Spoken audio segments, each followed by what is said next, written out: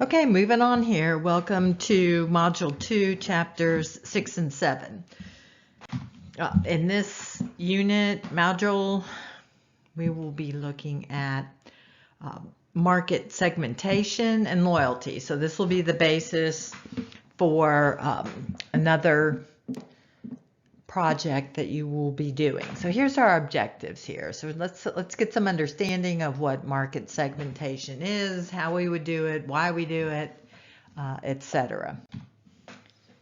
So one of the reasons why we do it, if we tried mass marketing, maybe television would be an example of mass marketing. And I will say television back in the day, because people consume television shows much differently than they did before. And this has created a lot of challenges for marketers. But why wouldn't we just mass market everything? And then that way we'd be sure we would appeal to everybody, and then we would be sure we reach the people that we wanted to reach. Well, there's a reason why we don't do that.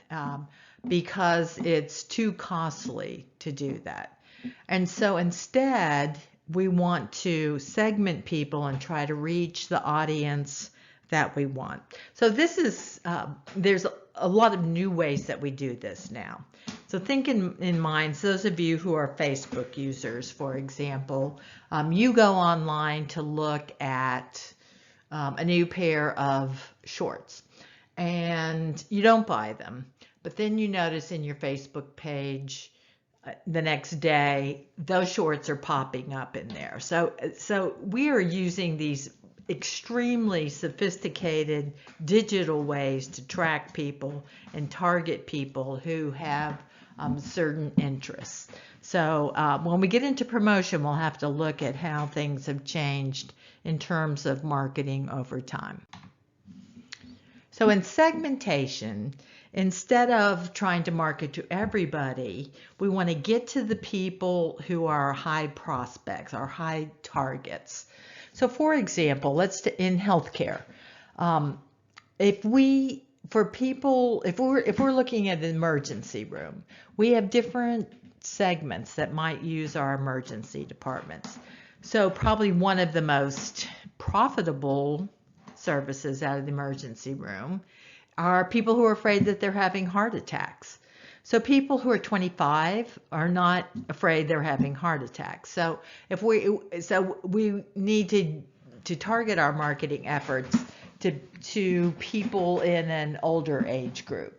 At the same time, we've got young parents who might be needing to bring their child in for an accident, or perhaps it's ear aches on a Saturday, that kind of thing. So that would be a different segment in that ER market, and how we reach them and what message we are giving to them is very different. So that's an example of what we're trying to do with segmenting. If our service or product is long-term care, well, who would we target for that? Well, there may be two different segments here. So we might try a multi-segment approach. For example, part of it is what are our messages and how would we reach people who are 75, 80 years old? At the same time, we know that their children may be involved in this decision. And so what they're looking at, what they're concerned about might be a little bit different, and how we reach them would be different. So we've got to think of who's making the purchase, how is that decision made, who all's involved in it, and how it is that we might reach those people. So we would try different strategies depending on the service and the target market. So how do we segment? So here's a list here of different criteria that are important. The segment's got to be identifiable. It's got to be accessible. People that are inclined to buy, able to buy. Profitable to serve, desirable to serve, and available. And so, do they have loyalty elsewhere? If you are launching a new product or service and people have a real strong loyalty to another service, it is going to be very hard to steal market share away from them. So the basis for our segmentation are often these factors. It may be they are a certain age, gender, ethnicity, or income. It may be geographic. It may be psychographic that we were looking at in that last unit. And so let me give you an example. At the hospital where I worked, we had an obstetrics service that was outdated. Our facility needed upgrading. We needed more rooming in with the babies and LDRs and LDRPs but we just didn't have the money to do it yet. So we had this capacity because a new hospital was built a mile down the road. It was beautiful, and they really tried to attract women's services. And we, frankly, just could not compete with them. So our service was going down. We had this overhead. We had excess capacity. And so we strategized, what could we do about this? Well, what we did know is that in our community, the Medicaid obstetrics population was going downtown to the county hospital, and they were felt welcome there. The physicians that served them were there, and so we thought, well, if we can get those physicians to come over to our facility is better than that facility. So let's go after that population. And so we attracted some of those physicians over, and we started really serving that population. It worked very well. They were happy. We served them well. We had that capacity. It was enough of a profit for us. And then, interestingly enough, after a couple of years of that, the county hospital, who probably didn't analyze their data as frequently as we did, realized, dang, our population is really going down. We need to steal those patients back. So they did some things that attracted some of those physicians back over to them. And so they left our facility and went back to the other facility. In the meantime, we had saved up enough money. We renovated our whole facility, and so we had a better product and service than the hospital down the street. All right, so those are just an example of marketing strategy. And your strategy isn't forever. Your strategy is to look at a problem of what's going on now, what are our internal capabilities, what's going on in the external market. Are there certain segments that we can go after? So some of the basis for segmentation now, this is an interesting factor if you're not familiar with Pareto's law, which is also called the 80-20 rule. Very true also in healthcare, that 20% of the people consume 80% of the healthcare resources. So we don't need to mass market. Who are those 20%? 10% of the people consume 70% of the healthcare resources. And so who are those 10%? Now, if you're somebody that's trying to control utilization, you're looking at this from a different perspective. You're like, well, what is it that's going on with these 10% of people that they're consuming so many resources? From a marketing perspective, we want to know who are those 20% and what can we do about those. So we can also segment on how it's used. Also this brand loyalty again, and we're going to continue to talk about this during this module as well. And so if we switch someone. Now this is really true. You've got to think of, when we're going to talk about distribution channels a little bit later in the course, but how does a patient get to the hospital? Generally, they could go through the emergency room, but a lot of our business comes from physicians choosing our hospital. And so when we have switchers, it's not just patients, it's physicians. And so there's a lot of stuff that's going on. Now, one of the things, for example, what that I did when I was in marketing was we had a physician's office manager group. And so we would bring them over to the hospital once a month, give them free lunch, and bring in some speaker that had some service or information that was helpful to them. But it gave us an information to chat with them. And so we would find out things like they would say, gosh, your physician used to come here a lot and we don't see him so much anymore. So what's going on?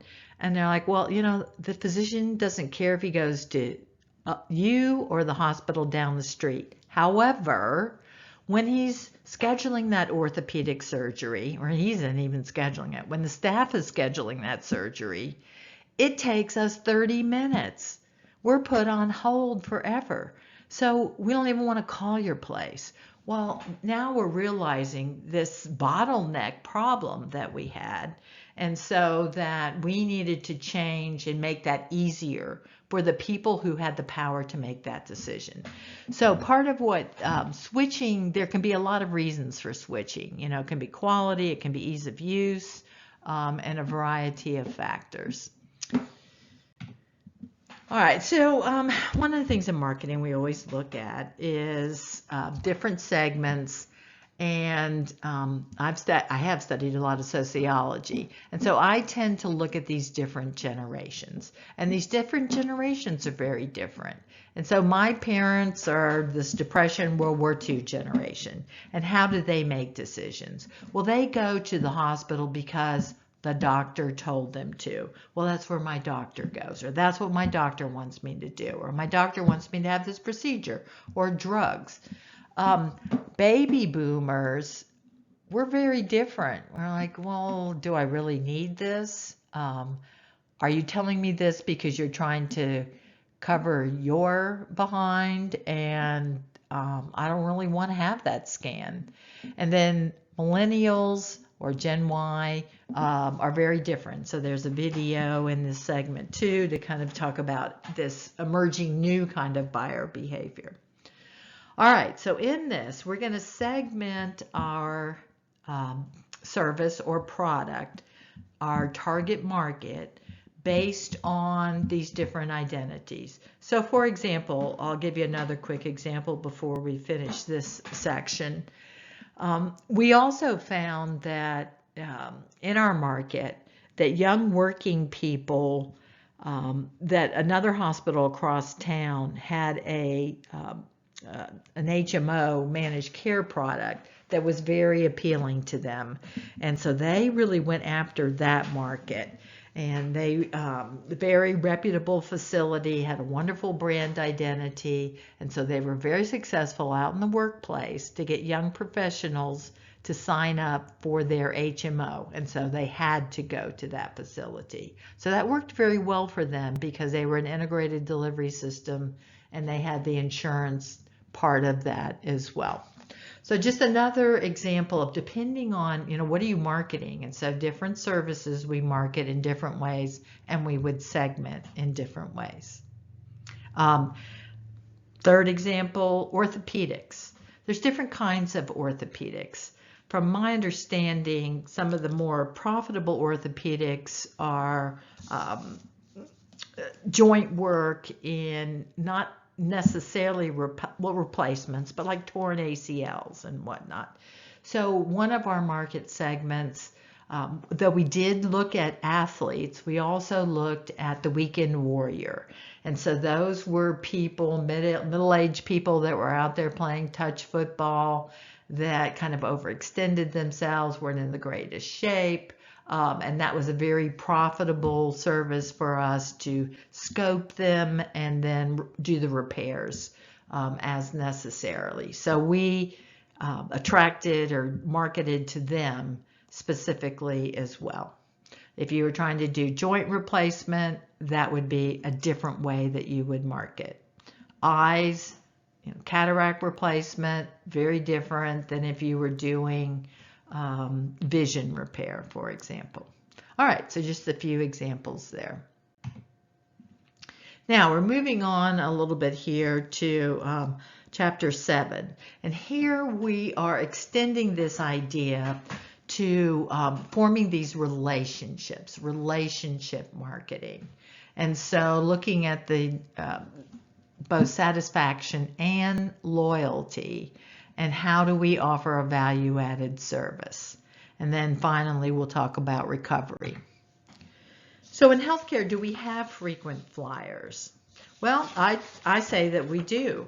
And so probably one service is our cancer patients. So if we have a radiation therapy facility or a chemotherapy facility, those people are going to come back and visit us a lot. So we want to develop a strong relationship with them. You see that in many cancer centers, and they hire people that are very good at this, staff that form this relationship, because unfortunately people are often with us for a long period of time.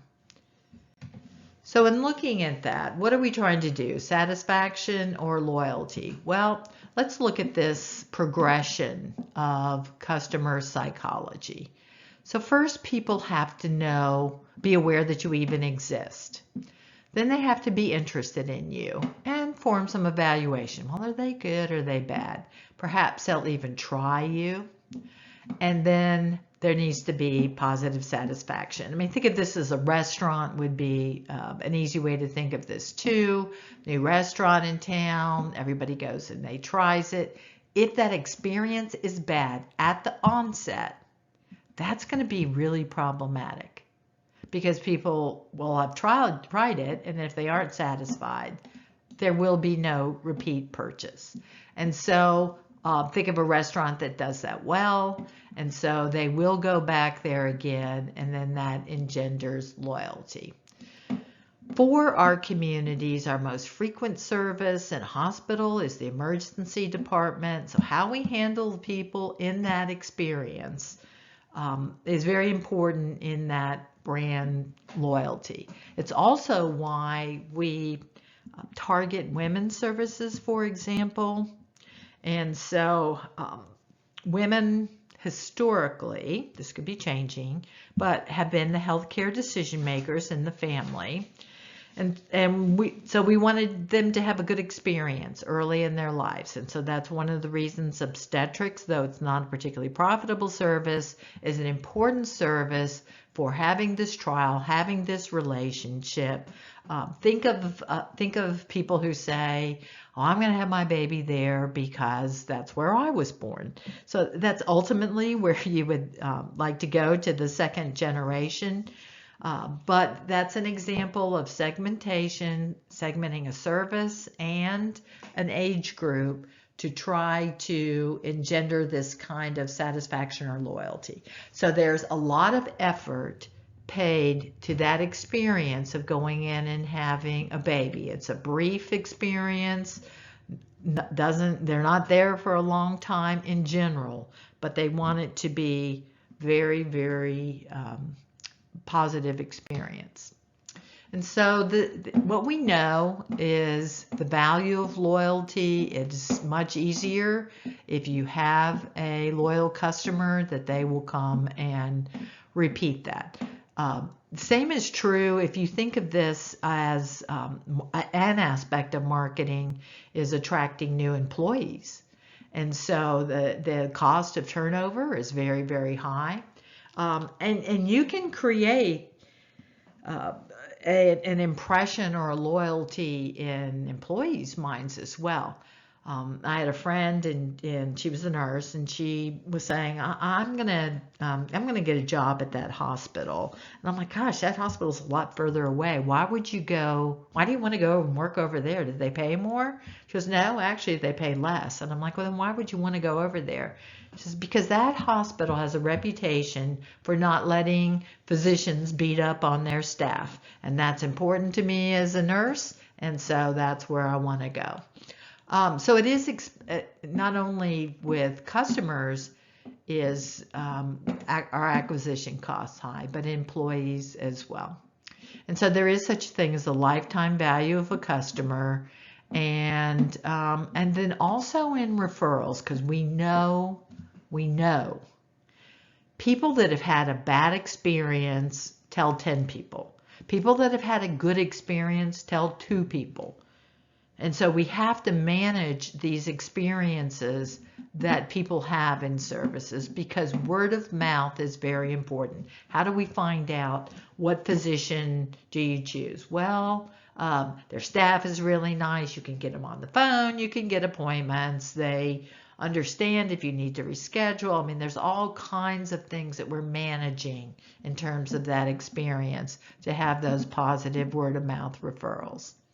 And also, if people are loyal, they are more tolerant if there is a problem. We're going to talk about that in a minute. So there is such a thing as the customer value equation, which is essentially the positives minus the negatives equal value. All right, so what was the outcome? How was the process quality? Minus the cost, and that is a really a big factor for us in our industry, but also the effort expended. And it's like, gosh, I'd really like to go there, but it's too far away. You can't park. It's so big you get lost. So these are all factors that weigh in value in a customer's mind. Now, I want to go off a little bit down a path that's a little bit different than what's in our book. That's more on service marketing, but it's really an important area that in our industry, I think it's important that you understand. Okay, so it kind of starts with we come in with these expectations. We need to try to manage customers' expectations. And so we've promoted certain things. We saw the commercial. The nurse was nice. We get in there and they are not nice and they are not quick. And there was a problem. There was a complication. They charged more than they said they were going to. So all these things create these gaps. And so between what our expectations were, what we heard promised in the marketing material, and the actual delivery of the service. And so we can have this promotional gap. Gosh, I saw that commercial and that room, that patient, don't think of a hotel room. Wow, online I saw this really beautiful room and I got in there and it was dirty and it was not upgraded. And so those are the things that create those gaps. And so what we want to do is look at our service and make sure that it does match what our promises and what customer expectations are. So measuring it, so we talked about measuring patient satisfaction in that last unit. And so we've got some ideas about this. It's real important to do this.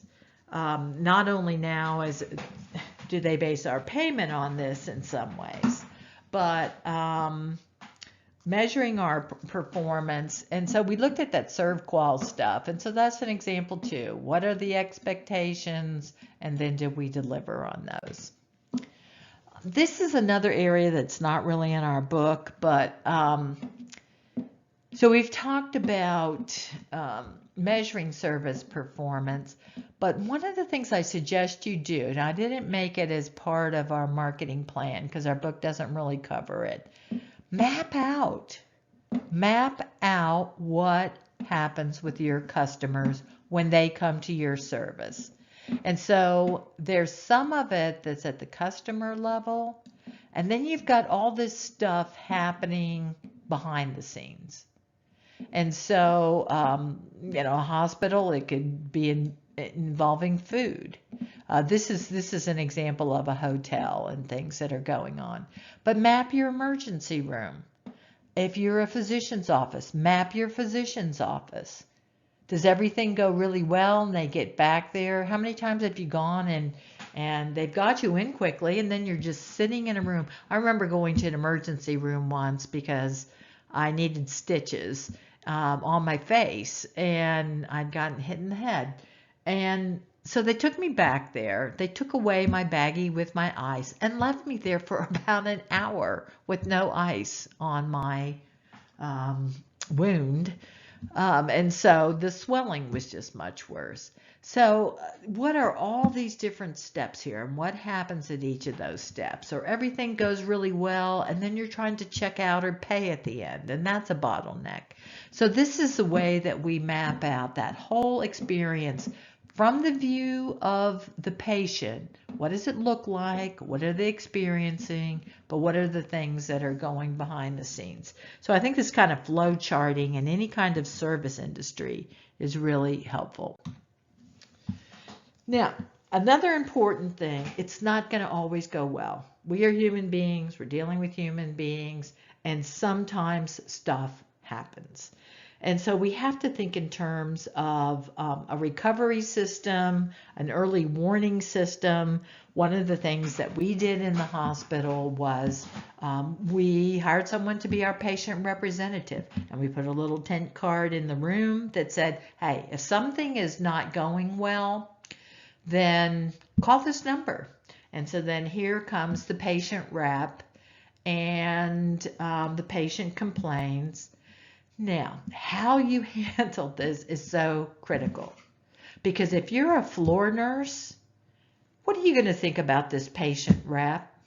You know, who are you, and who are you in here judging? You know, we just had a code. I saw that there was a call light. We're down the hall saving somebody's life. And so I really don't appreciate you up here Monday morning quarterbacking me, second guessing me. So the person you put in that slot has got to be somebody who really has good people skills. Because one of the things I learned, one of my jobs that I was responsible for was all the gathering of the patient satisfaction information, and I had a form that I created of patient complaints. So we didn't want to wait until we got our survey results back in a period of time. We wanted to see right away what was going on. And so I measured all those and tracked all of those. But when I got the patient complaints, I sent them over to the VP of nursing. She looked at every one of them. Not me. I'm not talking to those people because I can't sit in judgment of that. I don't understand what their day is like. She does.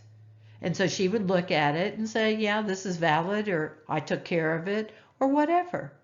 So you got to be really careful how you handle this stuff. So I'll give you another quick example. When we were doing patient satisfaction, there was a unit that always had the lowest satisfaction scores. And I'm like, that manager seems pretty good, and those people on that unit seem pretty nice. But we were just doing internal tracking, and they were always lower than all the other units in the whole hospital.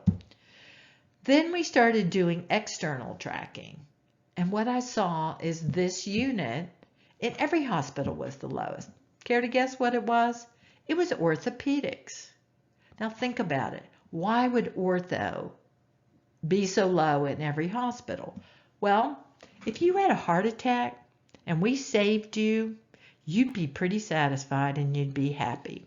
If you were having a baby and all went well, you'd be very happy and very satisfied. Ortho patients in general, they come in, they're younger. They get in there, maybe they've got to be there for, now it's back when I was doing this, people stayed in the hospital longer. So maybe they would be there a week. Like here, you wouldn't, it'd probably be outpatient now. You wouldn't be there a week. But back in the day, so they're sitting there and they are bored and they are in pain. And so they are going to be crankier and crabbier. And man, I needed that pain medicine, and I pushed that call light, and it took them forever to come. All right, so that's where we have to kind of understand, once again, segmenting our population. But you want this early warning system because of the following. What people, customers, patients, want is fairness. And so people understand that we're all human. But with that, and here's the paradox, people who complained, we listened, we addressed their complaint if we could, are more satisfied than those that didn't even have a problem. All right, so we really have this opportunity to recover customers in this regard. The other thing that's true is that if something goes wrong and you apologize for it and make it right to the extent you can, you're also less likely to be sued. Okay, so this patient recovery system is also important. So in this unit, we've looked at both segmenting the market, but what are some things that we can do to start to engender loyalty?